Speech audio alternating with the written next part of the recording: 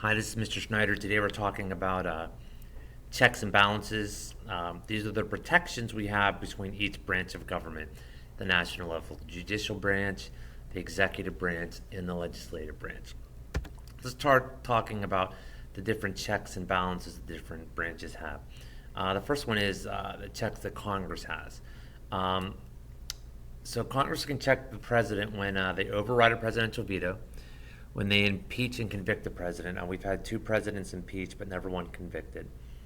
When they approve the presidential budget, the president writes the budget every year, and then when they approve presidential appointments, and we've actually seen some of that within the last week when President-elect Trump's nominations have gone before different Senate committees, and they check courts when they confirm or refuse to confirm federal judges or justices of the Supreme Court, and they can also impeach and convict judges and justices. Let's watch a short clip about the time the Senate overrode a presidential veto.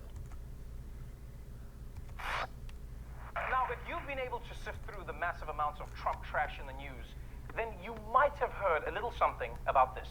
A historic moment today at our nation's capital. Congress handing President Obama a stinging defeat, overriding his veto. The battle concerning a bill that would allow 9/11 family members to sue Saudi Arabia for an alleged role in those attacks.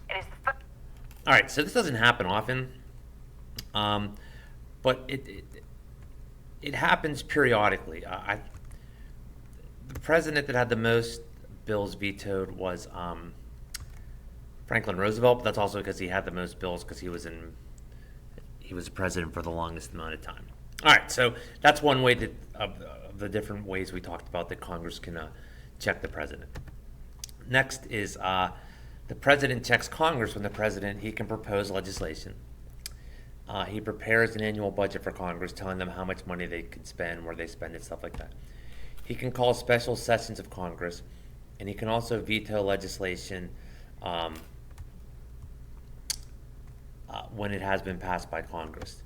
And then he checks the courts when he appoints people to be judges and justices, and he grants pardons and reprieves. And right now the president has been, usually when the president is at the end of his term, he tends to grant pardons and reprieves. And I believe the President Obama has granted like 237 in the last couple of days, including one to Willie McCovey, who's a Hall of Fame baseball player, who was found guilty of not reporting income and was put on probation back in the 1990s. So here's the president talking about maybe a way for him to gain more veto power. Some big votes coming up on the Hill this week. We'll keep an eye on it. Homeland Security funding in the Senate has a big vote today. The House is going to try to repeal Obamacare again. And as I get to you, let's listen to a little sound from the president here. He says he has a veto pen. He likes having athletes down at the White House. Look at the president here, his latest weapon.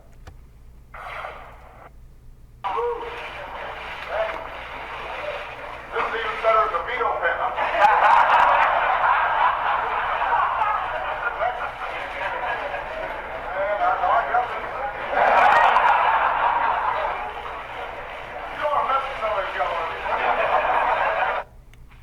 Always good to have a hockey stick, and I'm going to make your colleagues mad when I say this, but first he's going to have the Patriots down, and maybe next year with the Stanley Cup, the Bruins. Oh, ouch. Those are fighting words here, John. All right, so the president looking for another weapon to help him when he vetoes legislation. All right, so the last checks we're going to talk about are the checks for the judicial branch. What they can do is they can declare acts of Congress, and they declare executive acts to be unconstitutional. So I'm going to I'll show you a short video here where Congress, or where the judicial branch it's not a national legislative act, but it's a state legislative act that they struck down as unconstitutional. Good evening, friends. We start tonight with a major ruling from the Supreme Court, arguably the biggest ruling since the death of Justice Antonin Scalia in February.